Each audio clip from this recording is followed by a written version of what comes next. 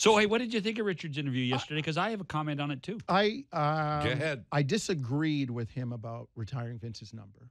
I think Vince really put Toronto on the map. And you may not retire it for what he did on the court, and which is debatable because I think he's going in. He's going in for what he's done on the court. His Hall of Fame? longevity. Yes. Yeah. So he's going to Springfield. He's going to Springfield. So why wouldn't you retire his number here? Considering this is where he laid the foundation in many ways for himself and for the team. I got news for you. Vince Carter is the best basketball player that's ever played in Toronto. Some will debate you, but Well, who do you think is a better but player? I'm saying some will debate you. Oh, these millennials, these newbies that think the league started with like LeBron James. To me, Vince Carter in Toronto is so comparable to Eric Lindros in Philadelphia. Okay. And Eric was arguably the dominant player in the National Hockey League for 5 years.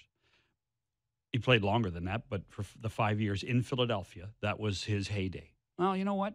Vince was here 7, I believe. Yep. Well, but let me tell you, here's the thing about Vince. And understand, I remember vividly how he left, and it was ugly. and it was inexcusable. But having said that, There was more to that than people know. It's Fine. come out later. fine. He did resign here twice. Here's what I know.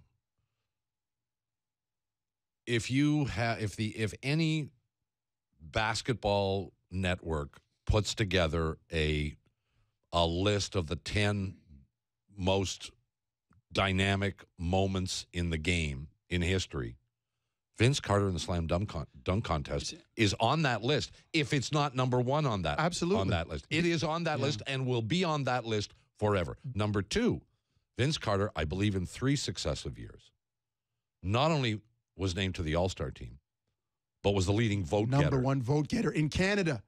In Canada. Well, I hope so. He played in Canada, though. It's not like he played in New York. no, but he was the number 1 vote getter everywhere. Yeah, but I'm saying overall. My point about in Canada was being playing for a Canadian team. Thank you, John. Yeah. Not like he was in New York where And they were voting for like Jeremy Lin. How does that work? And let me just finish this. And that's the point that I wanted to make, is that so often, sports is a local thing.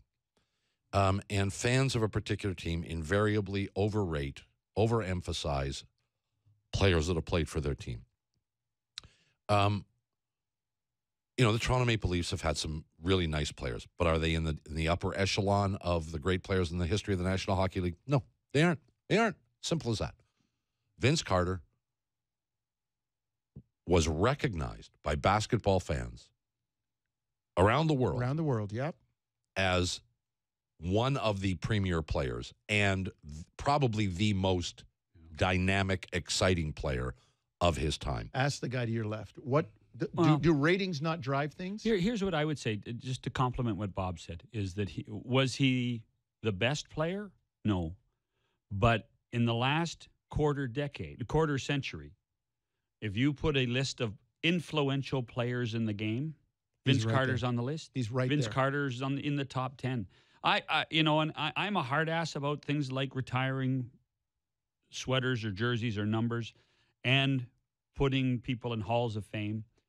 But I would retire Vince Carter's number and I would hang it in the rafters because there should be a salute for being that player and putting this team on the map in so many ways. I was there the night it happened to be our MLSE Christmas party, the executive Christmas party, the night that traded Vince at Richard's house. It was as ugly a night as I remember, in that we didn't really celebrate Christmas. We were just worried about what Rob had done.